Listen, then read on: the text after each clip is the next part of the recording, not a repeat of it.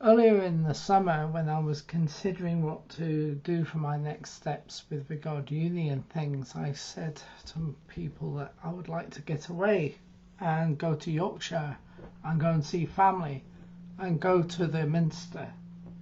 Well, this is day 2 of my trip, my 3 days away, and this is York.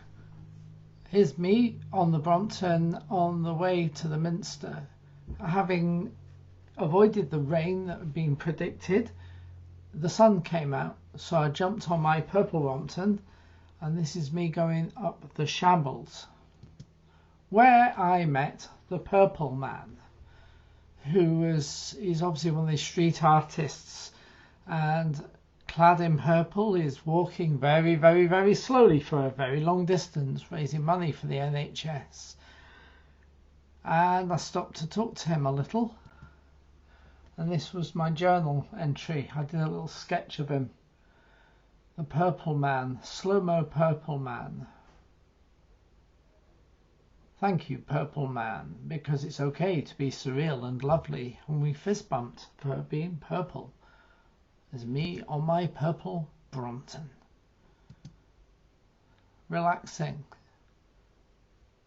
And finally I got to the Minster, which I planned to do for reasons that you will see in a short video in a little moment. So I came to York Minster to look at this. This is the rose window.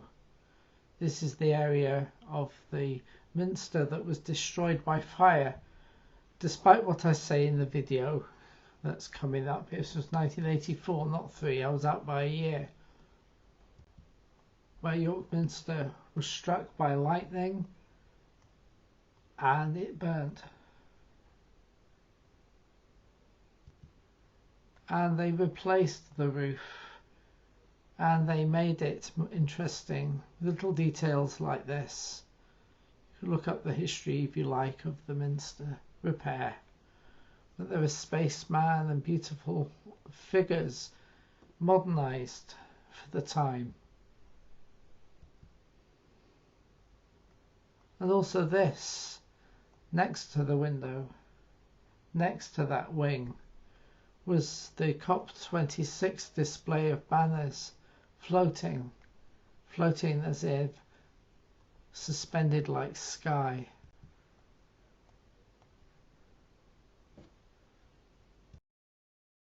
This is the wing that in 1983 I stood outside while it was still smouldering after it had been struck by lightning. I was worshipping at Dale's Bible Week in Harrogate at the time, and the people there, the teaching said it was a judgment of God for appointing an unbelieving bishop, I think in Durham, and that's where I'll go next. Yet they rebuilt it in some ways better than it was before, and I think it repurposed the sense of what the church is here for our generation. And does it matter that we have roofs on our buildings when the roof over our world is precarious, to say the least? And I think it's interesting coming now, because in the presentation I said, what is the point in buildings to God when thinking about reaching people with the gospel online in the digital streams during the pandemic? I also said the pandemic might be a foretaster for what is to come, so maybe we need to work out ways of reaching people with the gospel. I do not think it's about watering down the gospel. Maybe it is in fact about intensifying the call. This is just incredible. So glad I came and prayed. So glad I came today to see this and will share it in this grand building that is York Minster, that was so part of my growing up, both literally and spiritually. What a beautiful place. I used to think this place was an empty carcass. Grand walls with nothing happening in them, but there's plenty happening. Made all more poignant post-pandemic. Well, middle pandemic, whatever we're in. And the next great thing is this. And what does it matter? That we have roofs or stained glass. Yet they are a sign of permanency of the gospel in our land. And it should not be belittled. Maybe to critique it, to make a point now and then. Praise be to God for this place.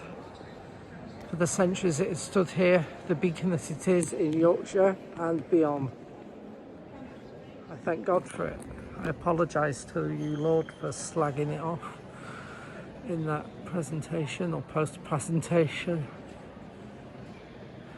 How do we refocus our attentions to where it matters without buildings? Maybe we shouldn't. Maybe we just need to find new ways of using them.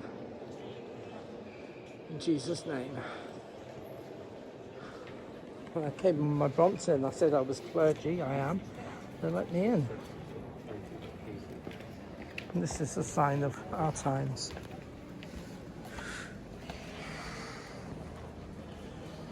I want to share this with people.